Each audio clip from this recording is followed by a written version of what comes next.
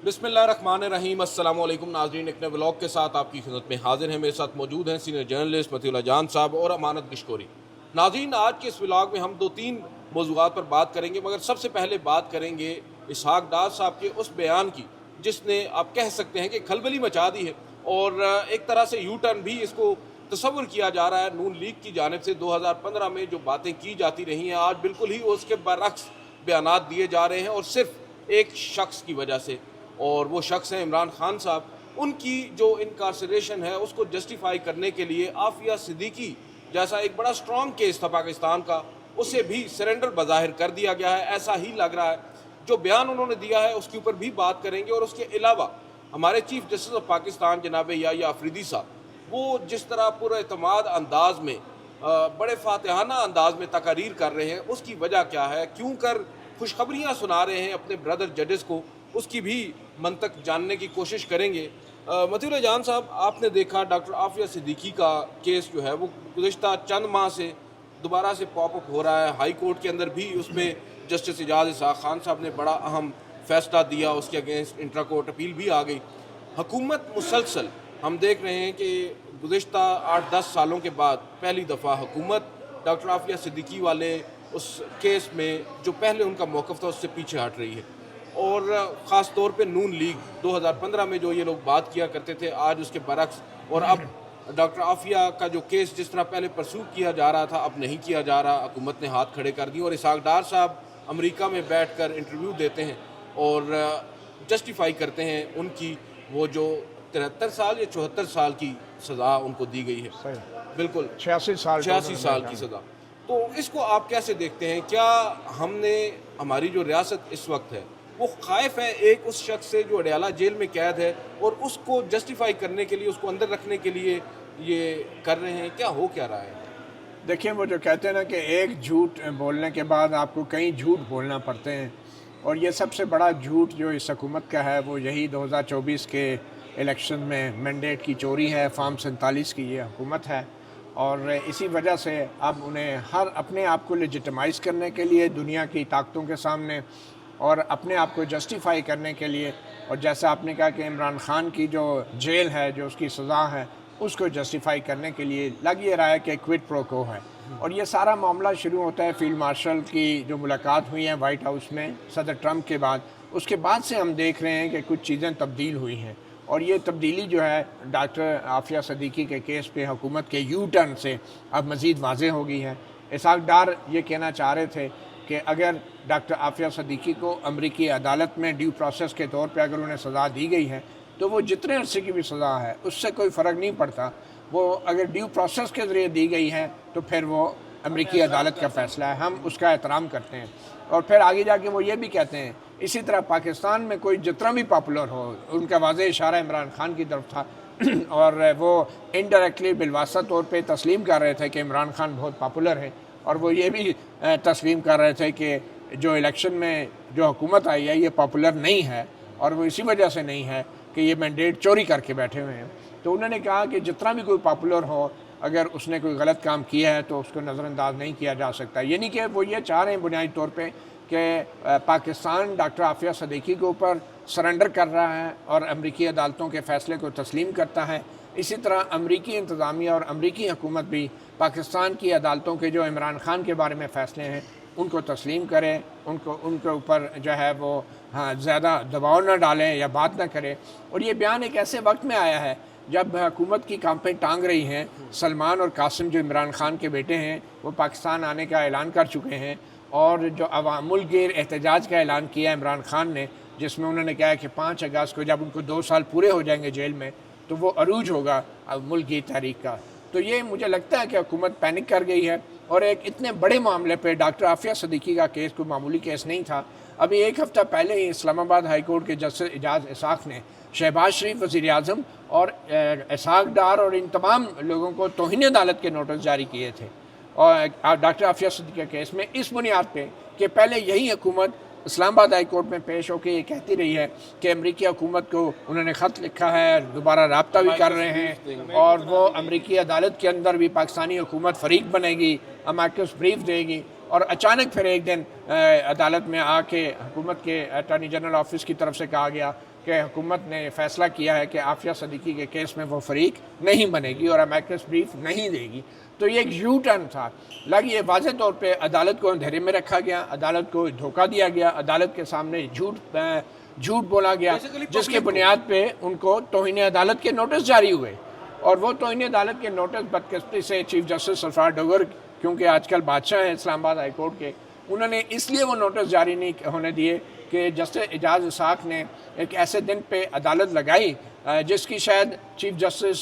سرفراز ڈوگر کے registrar office نے cause list نہیں جاری کی تھی, باوجود اس کے کہ جج صاحب نے پہلے بتا دیا تھا کہ میں منڈے کے روز اپنی چھٹی کے روز میں آؤں گا اور یہ روسٹر جاری کیا جائے. مگر ایک عدالتی کارروائی کو, عدالتی حکم کے باوجود جس میں 21 تاریخ لکھی گئی تھی کہ 21 کو ہیرنگ ہوگی, وہ ایک عدالتی حکم تھا, اس کو چیف جسٹس سرفراز ڈوگر نے جو ہے وہ فرسٹریٹ کیا اور انتظامی اقدامات کے ذریعے ایک عدالتی عمل کو فرسٹریٹ کیا گیا. اور یہ 26ویں آئینی ترمیم کے بعد جتنے بھی یہ لوگ تعینات ہوئے ہیں, یہ نئے ججز جو آئے ہیں اور یا تبادلہ ہو کے آئے ہیں, یہ سارے کے سارے جو ہیں آپ نے دیکھا جسٹس امین الدین کے آئینی بینچ نے جسٹس منصور علی شاہ کی عدالتی کارروائی اور حکم نامے کو انتظامی سائڈ پہ فرسٹریٹ کیا. تو یہ ساری کارروائیاں اس وجہ سے ہو رہی ہے. تو مجھے یہ لگ رہا ہے کہ ڈاکٹر عافیہ صدیقی کے اوپر جو یو ٹرن ہے, یہ حکومت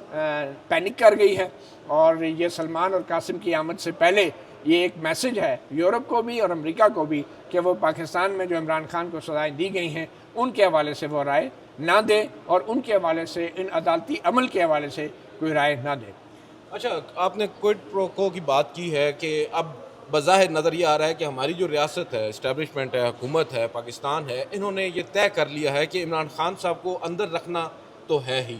اور ان کو اندر رکھنے کے لیے ظاہری بات ہے انہیں عالمی طاقتوں کو بھی یہ پیغام دینا ہے کہ بھائی آپ کے کہنے پر اب ہم چھوڑ بھی نہیں سکتے. تو اس کے لیے انہوں نے اب عافیہ صدیقی والا جو اپنا کلیم ہے وہ غالباً واپس لے لیا. ان کی ٹاک سے تو یہی تاثر مل رہا ہے, اور جو عدالت میں انہوں نے موقف اپنایا اس سے بھی یہی تاثر مل رہا ہے. امانت کشکوری صاحب, آپ کو کیا لگتا ہے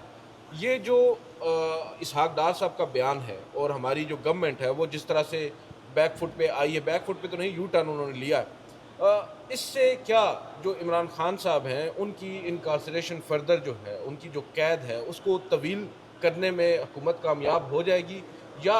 پھر بھی ان کو مشکلات کا سامنا کرنا پڑے گا؟ کیونکہ عافیہ صدیقی تو ہم سمجھتے تھے ایک لاسٹ ریزارٹ ہے, اگر اس کو بھی آپ نے کر دیا ہے, اگر وہ کارڈ آپ نے شو کر دیا ہے, پلے کر دیا ہے, تو پھر تو آپ کے پاس اب کچھ بچا نہیں ہے امریکہ کے ساتھ بارگیننگ چپ کے طور پر. بالکل ایسا ہی ہے جیسے مطیع اللہ جان صاحب نے بات کی کہ امریکہ میں جو ہی قاسم سلیمان ایکٹیو ہوئے, 5 اگست کا اعلان کیا گیا, تو اس کے بعد حکومت سوچنے پہ مجبور ہوئی. کیا پہلے دھمکیاں دی گئیں کہ قاسم اور سلیمان آئے ان کو گرفتار کر لیا جائے گا, تحریک شروع نہ ہو. اور اسحاق ڈار صاحب جب بات کر رہے ہیں تو اس سے ایک روز قبل وزیر اعظم صاحب نے ایک ملاقات کی ڈاکٹر عافیہ کی بہن فوزیہ صدیقی سے, اور ملاقات میں یقین دہانی کروائی گئی کہ ہم ہر ممکن قانونی مدد کریں گے عافیہ صدیقی کی, اور ہمارا یہ ایجنڈا ہے. اور اسحاق ڈار صاحب جو بات کر رہے ہیں تھنک ٹینک کے ساتھ, انہوں نے امریکہ میں باتیں کی ہیں, تو 2024 میں جب وہ سینیٹر تھے تو سینٹ میں 2024 کے سینٹ اجلاس میں انہوں نے کہا کہ ہماری جو حکومت بنی ہے اس کا جو پہلا ایجنڈا ہے وہ عافیہ صدیقی ہے. اچھا, اب دوہرا معیار دیکھیں, اور صرف جیسے مطیع اللہ جان صاحب نے بات کی کہ وجہ کیا بنی کہ آپ عافیہ صدیقی جیسے کاز کو کیوں پیچھے ہٹ رہے ہو, کیوں امریکہ کی حمایت میں لگ گئے ہو کہ ہم احترام کرتے ہیں آپ کے قانون کا, آپ نے قانونی سزا دی, یہاں سے اٹھا کے آپ جہاں بھی لے گئے افغانستان, ادھر سے پھر امریکہ لے گئے, وہ ڈیو پروسیس تھے, مطلب ٹھیک ہے آپ نے حوالے کیا ان سے, تو وہ کہہ رہے ہیں کہ آپ نے صحیح طریقہ اپنایا, قانونی طریقہ تھا, تو آپ بھی احترام کریں, عمران خان کو ہم نہیں چھوڑ رہے, تو آپ بھی ہمیں کچھ نہ کہیں. قاسم اور سلیمان جو تحریک چلا رہے ہیں انہوں نے ادھر سینیٹر سے ملاقات کی,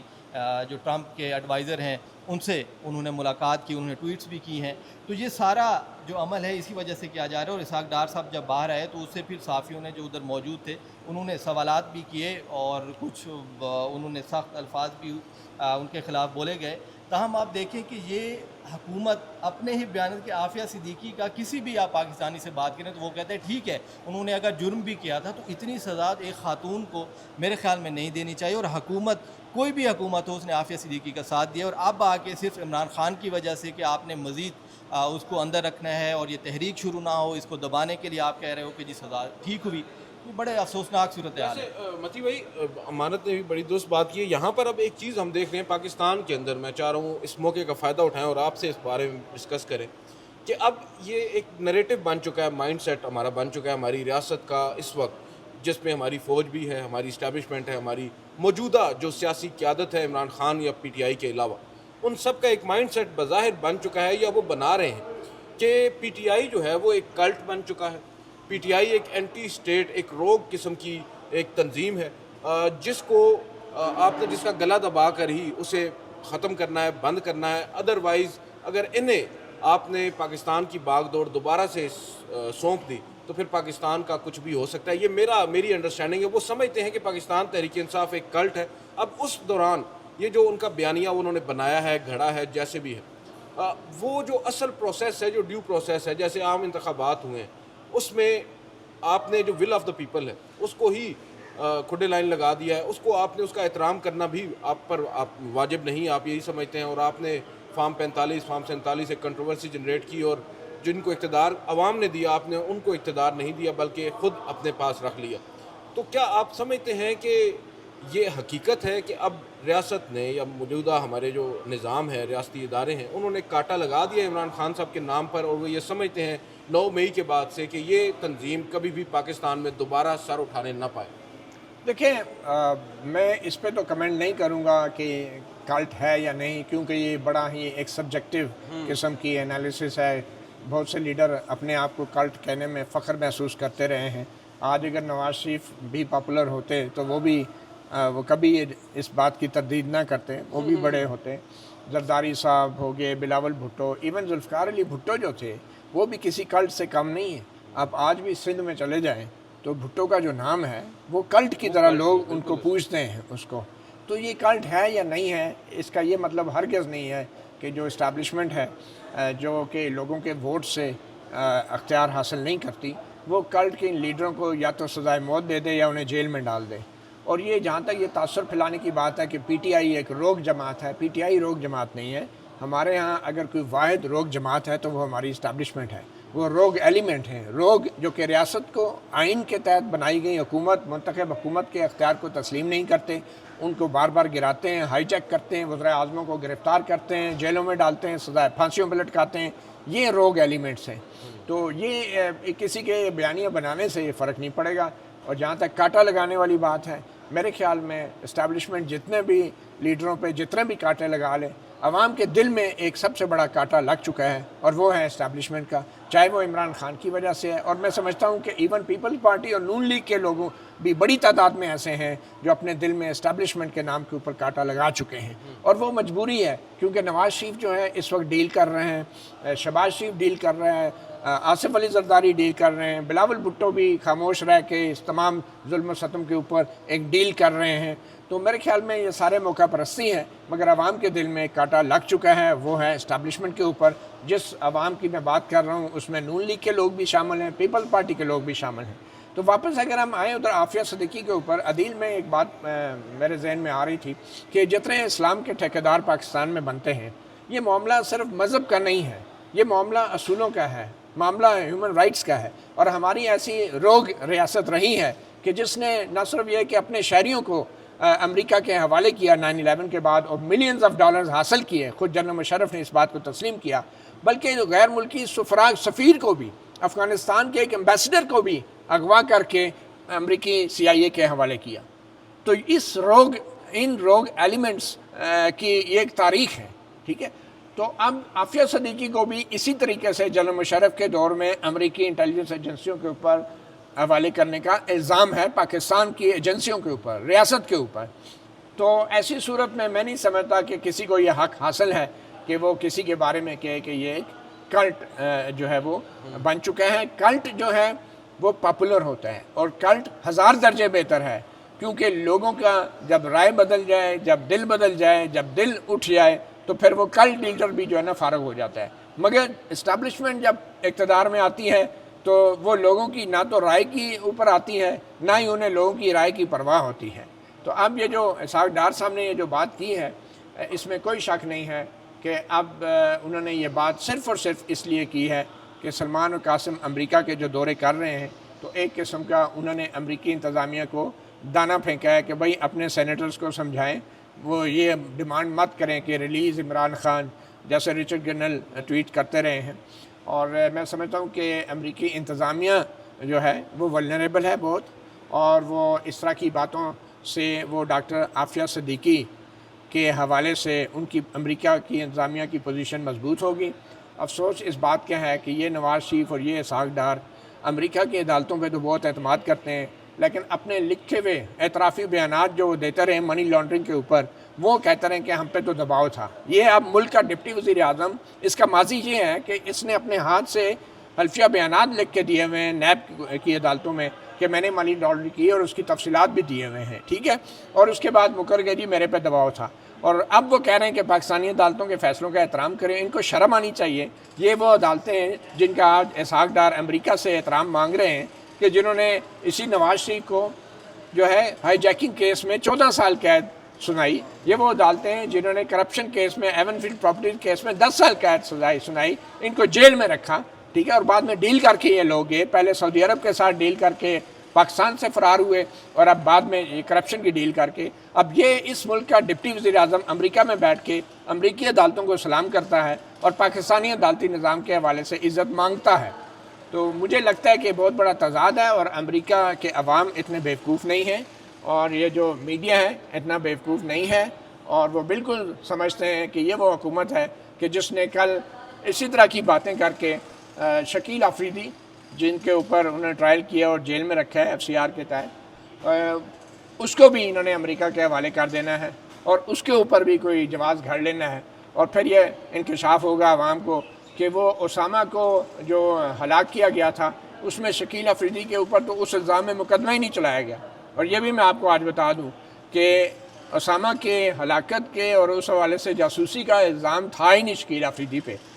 ٹھیک ہے نا، اور بعد میں پتہ چلے گا تو اس کو تو کسی اور جرم میں ایک سزا دی گئی تھی، تو اس لیے ہم نے اس کو رہا کر دیا ہے، اور وہ شکیل آفریدی صاحب پوری کر کے وہ امریکہ شفٹ ہو جائیں گے۔ لیکن شکیل آفریدی کا بھی میں آپ کو بتا دوں، یہ جو کہانی گھڑی گئی ہے بالکل میمو کمیشن والا ایک سائیڈ سٹوری بنائی گئی تاکہ لوگوں کی توجہ اٹھائی جائے۔ شکیل آفریدی کو بھی ایک امریکہ کا جاسوس بنا کے پیش کیا گیا تاکہ جنرل کیانی اور جنرل پاشا وہ اپنے اوپر جو ان کی غفلت تھی، ملک کا دفاع کرنے میں ناکامی تھی، وہ اس سے توجہ اٹھانے کے لیے انہوں نے ایک میمو اسکینڈل کھڑا، اور دوسرا یہ شکیل آفریدی کو انہوں نے اچھال کے پیش کیا کہ یہ جاسوس تھا، اس نے یہ کیا، اور جو خود غفلت ہوئی، اور پتہ نہیں وہ غفلت بھی تھی یا کمپلیسٹی تھی، یہ آج تک ثابت نہیں ہوا کیونکہ ابٹاباد کمیشن کی رپورٹ بھی سامنے نہیں آئی۔ تو یہ ایک سائیڈ سٹوریز ہیں، اور کل یہ حکومت شکیل آفریدی کو بھی ریلیز کرے گی، اور میرے خیال میں ہونا بھی چاہیے، کیونکہ بڑا جرم شکیل آفریدی کا نہیں ہے۔ بڑا جرم جو ہے وہ اگر دیکھا جائے آج کل کے ماحول میں تو آج بھی کوئی آفریدی ہوگا، لیکن بڑا جرم اس وقت بھی میں سمجھتا ہوں شکیل آفریدی کا نہیں تھا۔ اب آپ نے شکیل آفریدی کی بات کی ہے تو ہم جسٹس یحییٰ آفریدی کی بات کر لیتے ہیں۔ جی ہمارے کشوری صاحب، کل جسٹس یحییٰ آفریدی صاحب نے بڑا فاتحانہ انداز میں ایک خطاب کیا ہے، اور وہ ججز کو گڈ نیوز بھی سناتے رہے ہیں، کوئی نئی کمیٹیاں بھی ترتیب دیتے رہے ہیں، اور سب سے امپورٹنٹ چیز یہ ہے جب وہ سب تقریر کرتے ہیں یا وہ لیکچر دیتے ہیں کسی موقع پر، تو وہ سب سے پہلے تو اپنا جو عدالتی نظام ہے اس پہ اس قدر اعتماد کا اظہار کرتے ہیں، اور پھر عدالتی فیصلوں پر عمل درآمد کی بھی بات کرتے ہیں۔ کل انہوں نے کیا تقریر کی ہے، اور آپ کیا اخذ کر رہے ہیں ان کی اس تقریر سے کہ موجودہ جو نظام ہے، جو عدالتی نظام ہے 26ویں آئینی ترمیم کے بعد سے، کیا جسٹس یحییٰ آفریدی صاحب یہ سمجھتے ہیں کہ وہ بالکل ٹھیک ہے، اسموتھ چل رہی ہیں چیزیں، اور جو کچھ قانون کی خلاف ورزیاں ان کی ہی ناک کے نیچے اسلام آباد کے اندر ہو رہی ہیں، اسلام آباد سے چند کلومیٹر کے فاصلے پر اڈیالہ جیل میں ایک شخص قید ہے، اس کا جو بیانیہ ہے، اور پھر اسلام آباد ہائی کورٹ میں جو کچھ ہو رہا ہے، یہ سب ان کو نظر نہیں آ رہا؟ نہیں، یحییٰ آفریدی صاحب کو سب کچھ نظر آ رہا ہے، لیکن جس طریقے سے وہ چیف جسٹس بنے، تو میرے خیال میں وہ خود کچھ کر بھی نہیں سکتے، جس طرح پہلے بھی ہم نے بات کی۔ میرا خیال ہے اس میں تھوڑا سا ہم ایک چینج کر لینا، وہ خود کچھ کر بھی نہیں سکتے یا وہ خود کچھ کرنا بھی نہیں چاہتے، میرا خیال ہے امانت کہہ رہے ہیں کہ جس طریقے سے مجبوری کی حالت میں شہباز شریف وزیر اعظم بنے، اس طریقے سے مجبوری کی حالت میں یحییٰ آفریدی چیف جسٹس بن گئے۔ جی بالکل۔ تو اب اس طریقے سے 26ویں آئینی ترمیم کے بعد جب جسٹس منصور علی شاہ چیف جسٹس بننے تھے تو یحییٰ آفریدی صاحب آ گئے، تو انہوں نے رپورٹ جو ہے وہ پھر پازیٹیو ہی دینی ہے، اور کہنا ہے کہ جی ہماری عدلیہ بہت اچھی ہے۔ رینکنگ کو دیکھیں تو 129 پہ ہم چلے گئے ہیں 139-40 ممالک میں، تو کوئی 8-10 ہی رہ گئے ہیں، اس کے بعد ہم مزید اوپر ہی جا رہے ہیں۔ تو عدالت ہماری بہتر، سپریم کورٹ کی حد تک، رپورٹس کی حد تک تو بہتر ہے، روزانہ ایک پریس ریلیز آتی ہے اور بتایا جاتا ہے کہ ہماری عدلیہ نے نئے اقدامات کیے ہیں، اصلاحات ہو رہی ہیں، آئی ٹی کا استعمال ہو رہا ہے، اے آئی پہ ہم کام کرنا شروع کر رہے ہیں، دوسرے ممالک سے ہم سیکھ رہے ہیں۔ ترکی کے ساتھ ایک ہمارا ابھی وفد ایک گیا ہوا ہے، تو وہ ٹیکنیکل ہماری ٹیم ہے، ایک ہفتے کے لیے ترکی گئی ہے، وہاں کی آئینی عدالت کا جو کام ہے اس کو دیکھے گی کہ کس طرح کر رہی ہے، اور پھر ہو سکتا ہے ہماری بھی ایک آئینی عدالت آ جائے۔ تو وہ ترکی سے سیکھنے گئے انہوں نے ہیں۔ کہا ہے یا آپ کہہ رہے ہیں؟ نہیں مطلب میں کہہ رہا ہوں کہ ایک وفد انہوں نے بھیجا ہے، ڈیلیگیشن ہمارا چین گیا بھی ہوا ہے، بھیجا ہے جی، چین میں بھی ہے اور ترکی میں بھی ہے۔ چین اور جو ترکی ہے ان کی جو عدالتیں ہیں ان کے ساتھ ہم لوگ کو MOU ہم نے سائن کیے ہیں۔ اب چین کے اندر تو آپ کو معلوم ہے وہاں پر کون سی جمہوریت ہے، اور ترکی کے اندر بھی، اور وہاں پر تو کانسٹیٹیوشنل کورٹ ہے، شاید اسی ماڈل کو یہاں پر اپلائی کرنے کی۔ متی بھائی آپ کو کیا لگ رہا ہے یہ جو چیف جسٹس صاحب ججز کو اپنی طرف سے خوشخبری سنا رہے ہیں کہ بھائی اب وزٹس ہوں گے ترکی کے، چین کے، آپ لوگوں کو TADA بھی ملے گا، تو مساج بھی ہوگا، مساج بھی ہوگا، تو یہ کیا کرنا کیا چاہ رہے ہیں؟ اور پھر ایک انہوں نے کمیٹی تشکیل دی ہے جس میں رحمت جعفری صاحب اس میں ایڈ کر رہے ہیں، اس کمیٹی کو جو آپ ججز کو ایویلیویشن کرے گی اور غالباً کارکردگی کو جانچا جائے گا۔ کیا ان کی فٹنس دیکھ کے انہیں باہر کے دوروں پہ بھیجا جائے۔ کیا بات ہے؟ بہرحال عدیل آپ نے سنا ہوگا نا کہ کوا چلا ہنس کی چال اپنی بھی بھول بیٹھا، تو ہماری عدلیہ تو وہ کوا ہے کہ جو کبھی چین کا نظام عدل سٹڈی کرنے جاتی ہے، کبھی ترکی کا، کبھی برطانیہ کا، کبھی امریکہ کا۔ مسئلہ نظام عدل کو بہتر کرنے کا نہیں ہے، مسئلہ سیر سپاٹے کا ہے، مسئلہ سیر سور کرنے کا ہے، ٹھیک ہے نا؟ تو اب یہ مجھے سمجھ نہیں آ رہی کہ چیف جسٹس یحییٰ افریدی نے اپنی تقریر جو ہمیں جاری کی گئی ہے تحریری طور پہ، اس پہ انہوں نے تقریر کے بیچ میں لکھا ہے گڈ نیوز۔ یہ چیف جسٹس کی تقریر ہے، اس پہ لکھا ہے گڈ نیوز۔ اب چیف جسٹس ملک کی عدلیہ کا باپ، اس کے لیے گڈ نیوز کیا ہے؟ اس کے نیچے لکھتے ہیں کہ ہمارا چین کے ساتھ ایک انفارمل کمٹمنٹ ہوئی ہے۔ اب چیف جسٹس جو کہ کاما فل سٹاپ کے اوپر آئین کی تشریح کرتے ہیں، وہ یہ کہہ رہے ہیں کہ انفارمل کمٹمنٹ۔ یہ انفارمل کمٹمنٹ کیا ہوتی ہے؟ انفارمل کمٹمنٹ تو یہی ہے نا کہ شادی سے پہلے آپ کوئی ریلیشن شپ قائم کر لیں، وہ انفارمل کمٹمنٹ ہوگی، اور بعد میں نکاح کر لیں تو وہ فارمل ہو جاتی ہے۔ اب یہ انفارمل کیا ہوتا ہے؟ یہ غیر رسمی کیا ہوتا ہے کہ کمٹمنٹ ہے؟ بھائی گپ شپ میں لگاتے ہیں، انہوں نے کہا ہاں ٹھیک ہے 30 بندے بھیج دو جی تھوڑے ججاں دا سی خوب خدمت کریں گے، انہوں نے ٹرین بھی کریں گے، مطلب یہ انفارمل کمٹمنٹ۔ اتنے کیجول اور اتنے مطلب کیئرلیس قسم کے ورڈنگ یوز کر رہے ہیں ہمارا چیف جسٹس آف پاکستان کہ انفارمل کمٹمنٹ ہے، اور 30 جج جو ہیں وہ چین جائیں گے۔ اچھا اب ان 30 ججوں کا انتخاب کیسے ہوگا؟ یہ اب ڈسٹرکٹ جوڈیشری کو دانے ڈالے جا رہے ہیں کہ بھئی ہم آپ کے لیے ویل بینگ پروجیکٹ لانچ کر رہے ہیں۔ ویل بینگ آپ ذرا سمجھیں تو معیار یہ ہوگا کہ ان کے ایک کمیٹی بنائی گئی ہے جس کو جسٹس رحمت حسین جعفری دیکھیں گے، اور دوسرے جج ہیں جسٹس بلوچستان کے روزی خان، جو کہ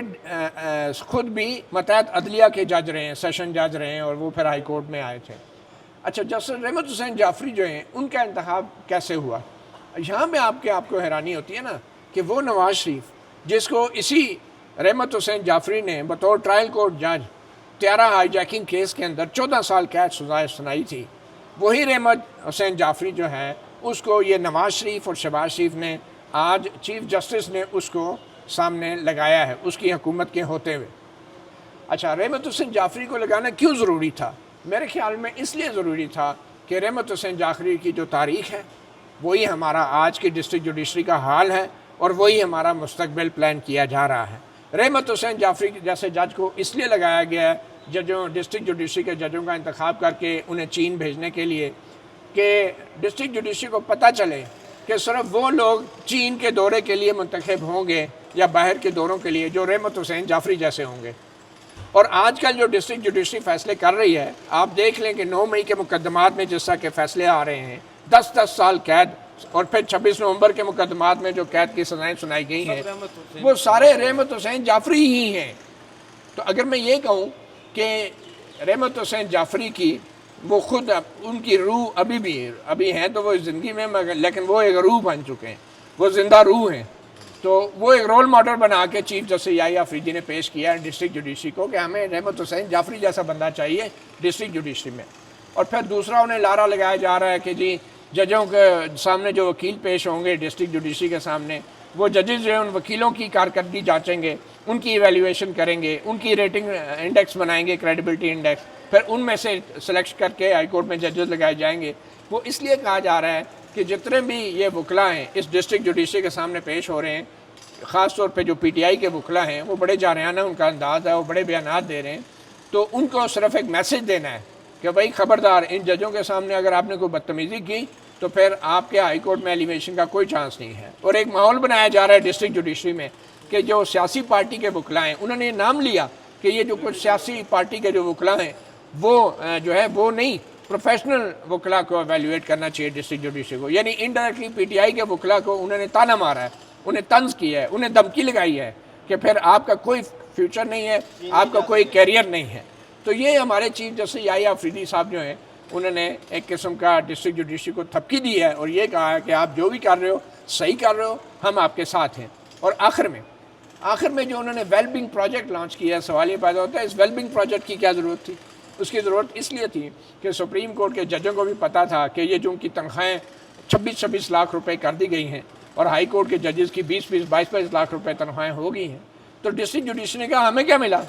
سارے کام ہم سے کروا رہے ہیں اور مزے اوپر لے رہے ہیں ہائی کورٹ اور سپریم کورٹ کے ججز۔ تو چیف جسٹس یحییٰ آفریدی نے ایک ٹرک کی بتی کے پیچھے لگا دی ہے، سبز باغ دکھا رہے ہیں اپنے ڈسٹرکٹ جوڈیشری کو کہ آپ کی بھی ویل بینگ کی جائے گی، آپ کی بھی تنخواہیں بڑھائی جائیں گی، تسی جو کر رہے ہو جاری رکھو، میں آپ کے ساتھ کھڑا ہوں۔ اور جن کے ساتھ کھڑا ہونا تھا اسلام آباد ہائی کورٹ کے 5 ججوں کے ساتھ کھڑے نہیں ہوا جو شخص، وہ ڈسٹرکٹ جوڈیشری کے ساتھ، ہاں ایک انہوں نے ضرور اچھا کام کیا، وہ واقعی جا کے کھڑے ہوئے، مگر صرف تصویریں بنوانے کے لیے، گوادر، سکھر، بلوچستان جا کے تصویریں اور پریس ریلیزیں بنوائی۔ تصویروں میں تو کھڑے نظر آتے ہیں لیکن چیمبرز میں جا کے ان کی جو پوزیشن ہے وہ ڈفرینٹ ہو جاتی ہے۔ تو میں اس لیے کہہ رہا ہوں کہ یہ جو تقریر ہے یہ صرف لارے لگائیں گے ڈسٹرکٹ جوڈیشری کو، ان کو تھپکی دی گئی ہے کہ آپ نے جو کچھ کیا پی ٹی آئی کے قائدین کے ساتھ، کارکنوں کے ساتھ، وہ بالکل ٹھیک کیا ہے۔ اور یہ وہ چیف جسٹس ہے جو کہتا ہے کہ یہ جو ڈسٹرکٹ جوڈیشری اپنا ضابطۂ اخلاق بنائے کہ کوئی بیرونی مداخلت جو ہوگی اس کو کیسے ہینڈل کرنا ہے۔ اور اس کے پاس جوڈیشل کونسل میں بھی اور سپریم کورٹ میں بھی 5 ججوں کا لیٹر پڑا ہے، اس کے اوپر آج تک کوئی ایکشن نہیں ہوا۔ تو میں سمجھتا ہوں یہ دوگلا پن ہے، اور یہ اگر میں یہ کہوں کہ یہ منافقت ہے تو یہ غلط نہیں ہوگا۔ بہرحال دیکھتے ہیں، بظاہر تو ایسا ہی لگتا ہے کہ جناب چیف جسٹس یحییٰ آفریدی صاحب ایک شیل میں ہیں اور اس شیل کے اندر رہ کر انہیں معلوم نہیں ہے کہ ریئل ورلڈ میں کیا ہو رہا ہے۔ ہم سیفلی یہی کہہ سکتے ہیں، گو کہ ایک عام تاثر یہی ہے کہ ان کو سب معلوم ہے، مگر وہ خود اس تمام عمل کو نامعلوم ظاہر کر رہے ہیں۔ آج کے اس ولاگ سے اتنا ہی، مجھے مطیع اللہ جان صاحب کو اور امانت گشوری صاحب کو اجازت دیجیے۔ اللہ حافظ۔